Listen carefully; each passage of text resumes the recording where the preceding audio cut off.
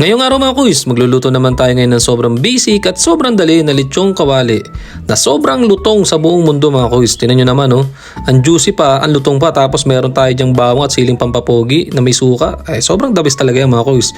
Una natin ginawa, pinakulo natin yung baboy ng 25 minutes, tas after nun, inahon natin at tinusok-tusok natin.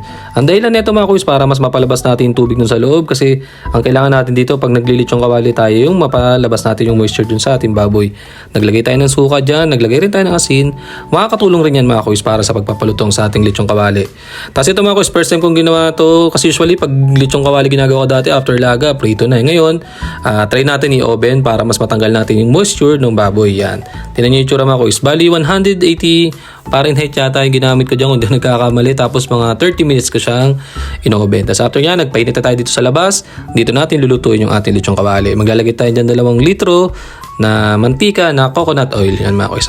Tapos pag napainitin natin mantika, ilagay na natin to. Akala ko nga nung una hindi natatalsik kasi nung nilagay ko siya sa oven, ang naisip ko talaga, kumbaga wala na talaga siyang tubig sa loob. Pero yan, nakita nyo mga kuys, yan, may talsik talaga yun. Muntik ako matalsikan dyan mga kuys. Buti magaling ako umilag.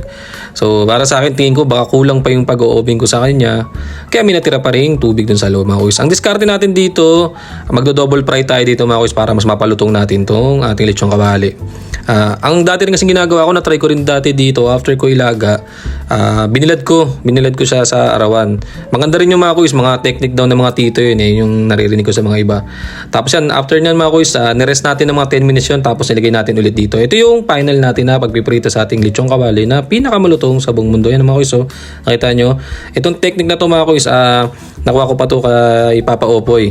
Yan, ganyan. Nilalagyan niya ng tubig mga kuys para talagang mas galitin niya yung mantika. Sabi nila makakatulong daw sa pagpapalutong. So para sa akin, try natin yan. Wala namang masama mga kuys. Tapos pag gagayin mga kuys, ingat kayo kasi kung sa loob ng bahay nyo gagawin itong pagpiprito ng ganito tapos maglalagay kayo ng tubig, medyo delikado to mga kuys, lalo kung hindi nyo pa talaga siya tansyado kasi mamaya pag prito nyo tapos lagay kayo ng tubig, biglang umapoy mantika, dumiretso dun sa kalan nyo, matik yung mga kuys, sunog ang bahay nyo bukod sa lechong kawali nyo. Kaya sa akin mga kuys, pag ganitong diskarte hanggat maaari, sa labas nyo na lang gawin mga kuys para kung sakali man masunog na lang yung ibang bahay. Biro lang mga kuys, basta pa mga kuys, pag ganitong mga lutuin, safety first tayo palagi ha.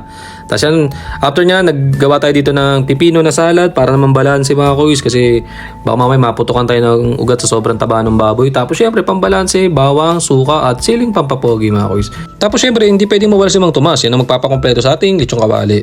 Tapos yun mga kuys, sobrang basic lang talaga. Siguro yung pagkakamali ko lang ng konti doon sa lechong kawali, hindi ko siya mas natagal na niluto sa oven. Kasi kung mas natagalan natin siya niluto sa oven, baka mas napalutong pa natin siya. Tsaka hindi siya masyadong matalsik.